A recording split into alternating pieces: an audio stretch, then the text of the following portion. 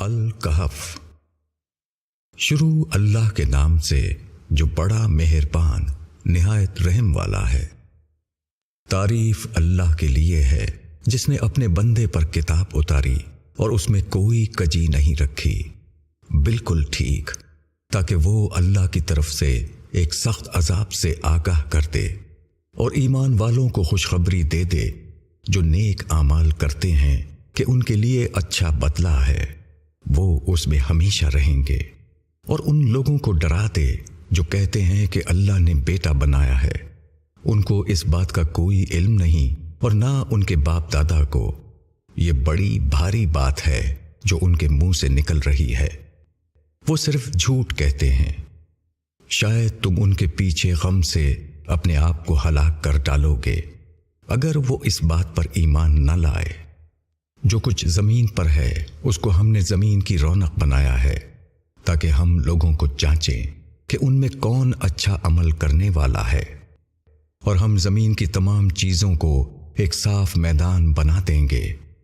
کیا تم خیال کرتے ہو کہ کہف اور رقیم والے ہماری نشانیوں میں سے بہت عجیب نشانی تھے؟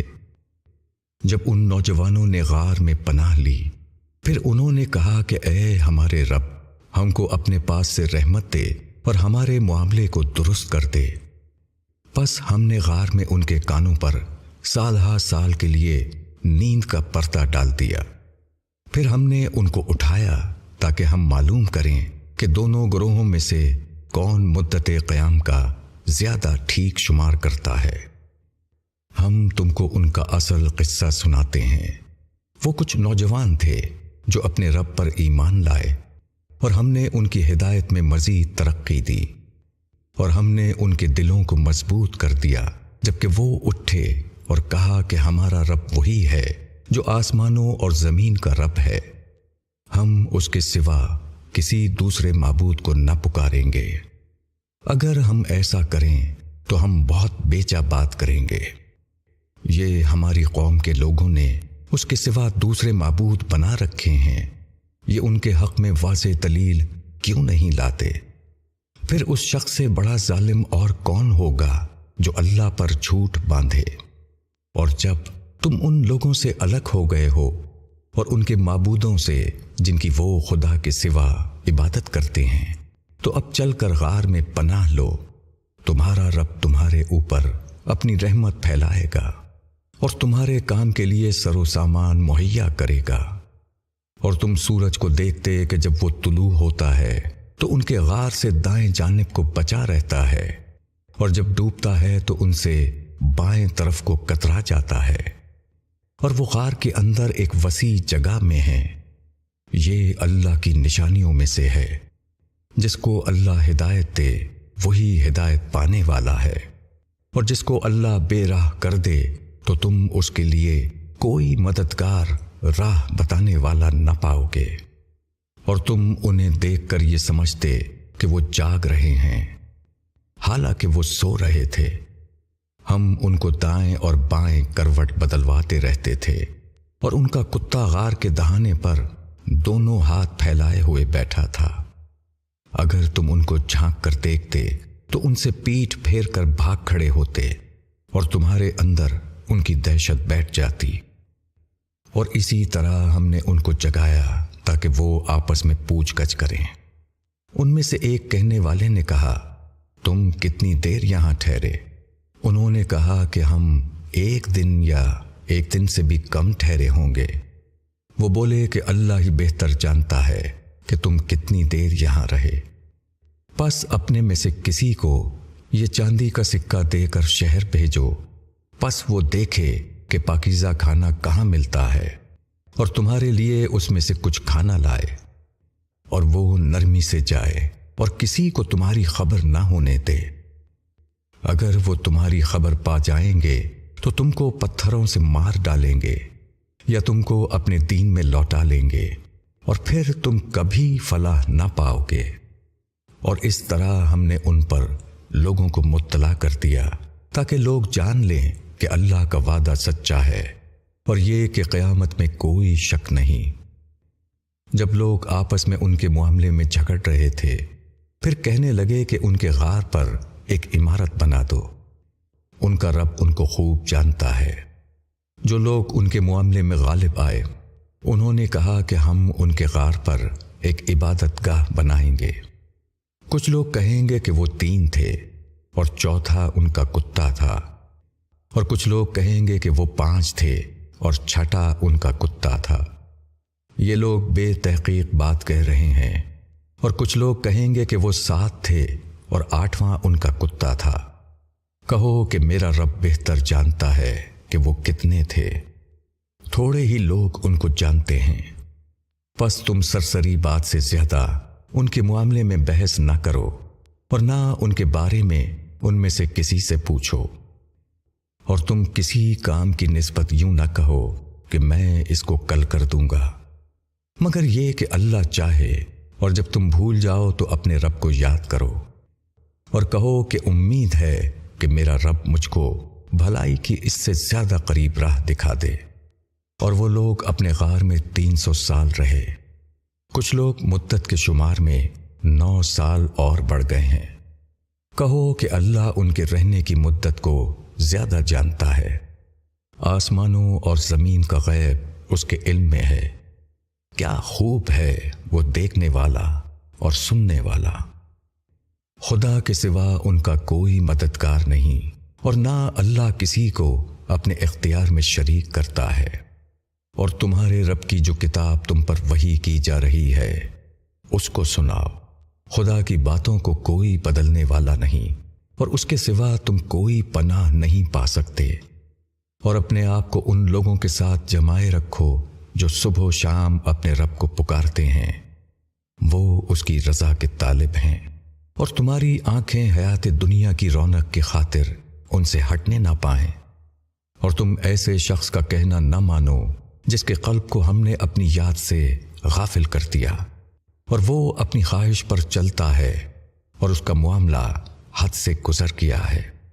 اور کہو کہ یہ حق ہے تمہارے رب کی طرف سے، پس جو شخص چاہے اسے مانے اور جو شخص چاہے نہ مانے۔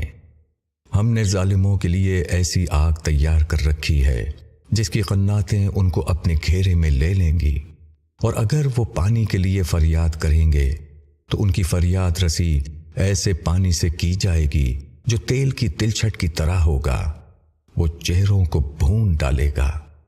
کیا برا پانی ہوگا اور کیسا برا ٹھکانہ۔ بے شک جو لوگ ایمان لائے اور انہوں نے اچھے کام کیے تو ہم ایسے لوگوں کا اجر ضائع نہیں کریں گے۔ جو اچھی طرح کام کریں ان کے لیے ہمیشہ رہنے والے باغ ہیں جن کے نیچے نہریں بہتی ہوں گی، وہاں ان کو سونے کے کنگن پہنائے جائیں گے، اور وہ باریک اور تبیز ریشم کے سبز کپڑے پہنیں گے، تختوں پر ٹیک لگائے ہوئے۔ کیسا اچھا بدلہ ہے اور کیسی اچھی جگہ۔ تم ان کے سامنے ایک مثال پیش کرو۔ 2 شخص تھے، ان میں سے ایک کو ہم نے انگوروں کے 2 باغ دیے اور ان کے گرد کھجور کے درختوں کا احاطہ بنایا، اور دونوں کے درمیان کھیتی رکھ دی۔ دونوں باغ اپنا پورا پھل لائے، ان میں کچھ کمی نہیں کی، اور دونوں باغوں کے بیچ ہم نے نہر جاری کر دی، اور اس کو خوب پھل ملا۔ تو اس نے اپنے ساتھی سے بات کرتے ہوئے کہا کہ میں تجھ سے مال میں زیادہ ہوں اور تعداد میں بھی زیادہ طاقتور ہوں۔ وہ اپنے باغ میں داخل ہوا اور وہ اپنے آپ پر ظلم کر رہا تھا۔ اس نے کہا کہ میں نہیں سمجھتا کہ یہ کبھی برباد ہو جائے گا، اور میں نہیں سمجھتا کہ قیامت کبھی آئے گی، اور اگر میں اپنے رب کی طرف لوٹا دیا گیا تو ضرور اس سے زیادہ اچھی جگہ مجھ کو ملے گی۔ اس کے ساتھی نے بات کرتے ہوئے کہا، کیا تم اس ذات سے انکار کر رہے ہو جس نے تم کو مٹی سے بنایا، پھر پانی کی ایک بوند سے، پھر تم کو پورا آدمی بنا دیا؟ لیکن میرا رب تو وہی اللہ ہے، اور میں اپنے رب کے ساتھ کسی کو شریک نہیں ٹھہراتا۔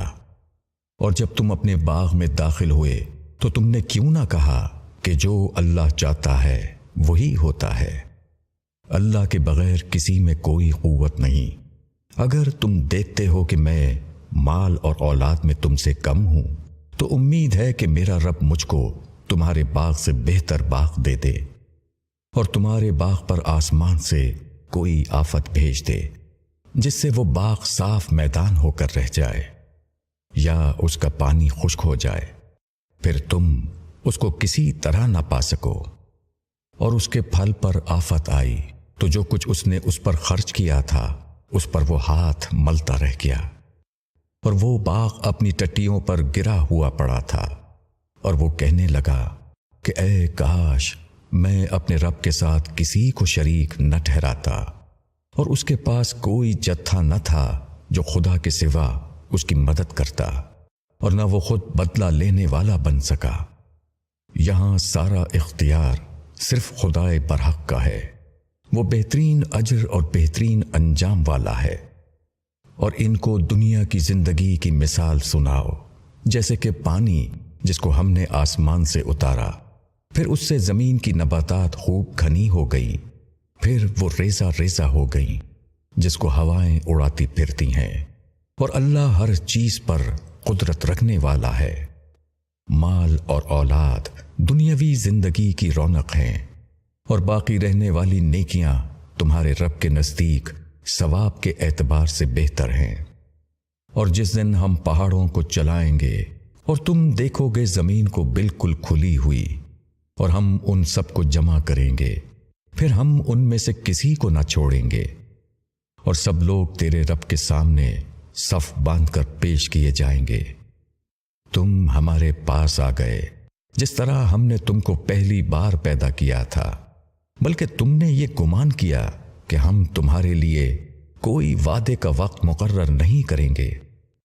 اور رجسٹر رکھا جائے گا تو تم مجرموں کو دیکھو گے کہ اس میں جو کچھ ہے وہ اس سے ڈرتے ہوں گے، اور کہیں گے کہ ہائے خرابی، کیسی ہے یہ کتاب کہ اس نے کوئی چھوٹی بات درج کرنے سے چھوڑی ہے اور نہ کوئی بڑی بات، اور جو کچھ انہوں نے کیا ہے وہ سب سامنے پائیں گے، اور تیرا رب کسی کے اوپر ظلم نہ کرے گا۔ اور جب ہم نے فرشتوں سے کہا کہ آدم کو سجدہ کرو تو انہوں نے سجدہ کیا، مگر ابلیس نے سجدہ نہ کیا، وہ جنوں میں سے تھا، پس اس نے اپنے رب کے حکم کی نافرمانی کی۔ اب کیا تم اس کو اور اس کی اولاد کو میرے سوا اپنا دوست بناتے ہو، حالانکہ وہ تمہارے دشمن ہیں؟ یہ ظالموں کے لیے بہت برا بدلہ ہے۔ میں نے ان کو نہ آسمانوں اور زمین پیدا کرنے کے وقت بلایا اور نہ خود ان کے پیدا کرنے کے وقت بلایا، اور میں ایسا نہیں گمراہ کرنے والوں کو اپنا مددگار بناؤں۔ اور جس دن خدا کہے گا کہ جن کو تم میرا شریک سمجھتے تھے ان کو پکارو، پس وہ ان کو پکاریں گے، مگر وہ ان کو کوئی جواب نہ دیں گے، اور ہم ان کے درمیان عداوت کی آڑ کر دیں گے۔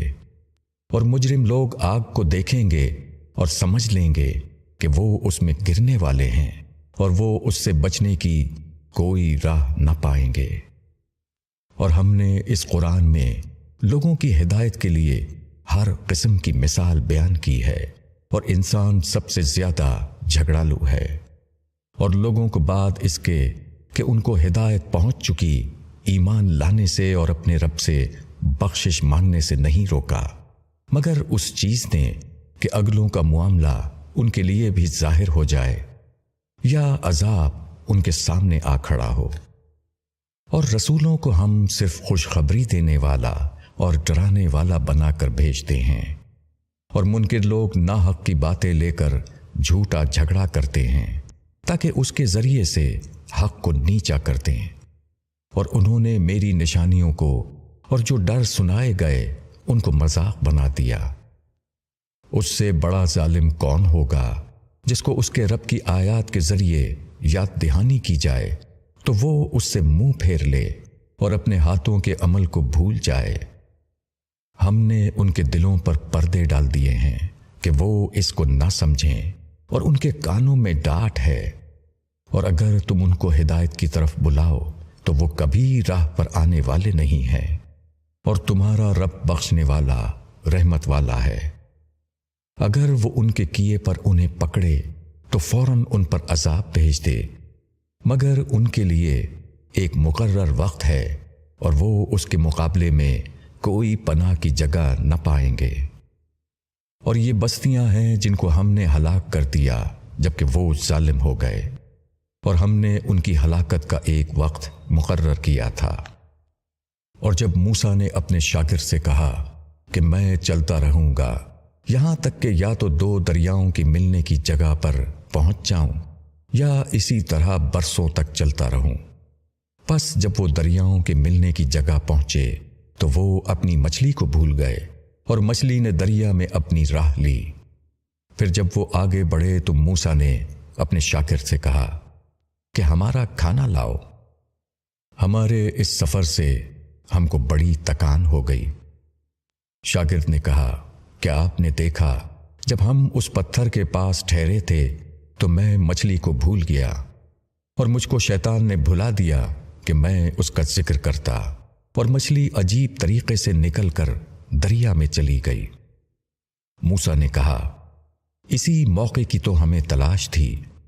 پس دونوں اپنے قدموں کے نشان دیکھتے ہوئے واپس لوٹے تو انہوں نے وہاں ہمارے بندوں میں سے ایک بندے کو پایا جس کو ہم نے اپنے پاس سے رحمت دی تھی اور جس کو اپنے پاس سے ایک علم سکھایا تھا۔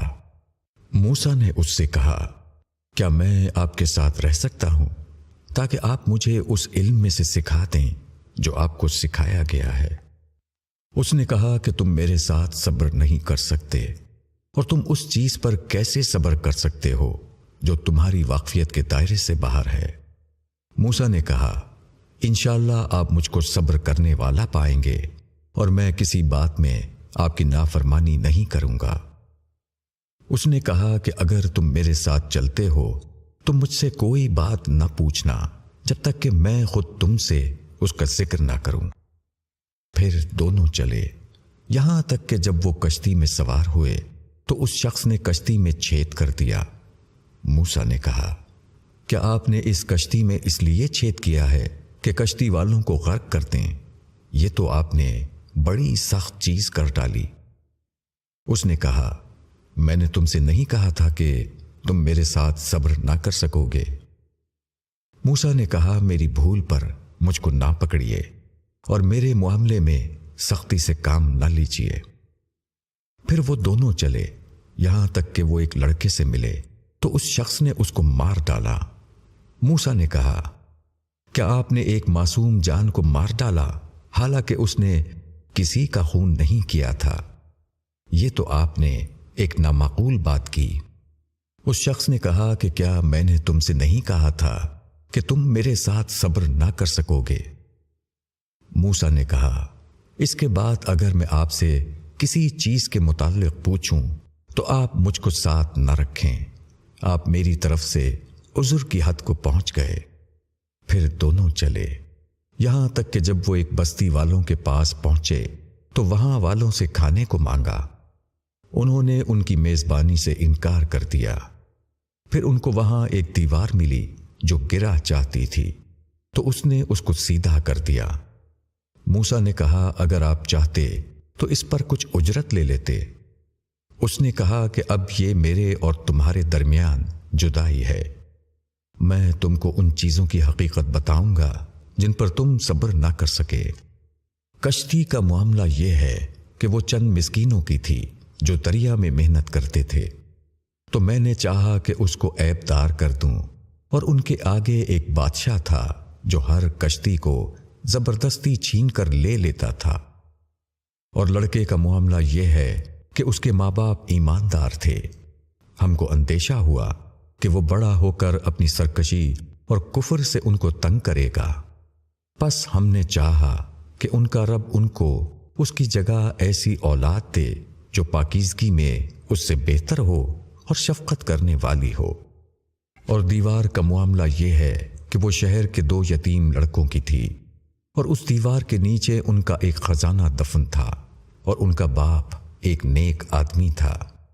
پس تمہارے رب نے چاہا کہ وہ دونوں اپنی جوانی کی عمر کو پہنچیں اور اپنا خزانہ نکالیں۔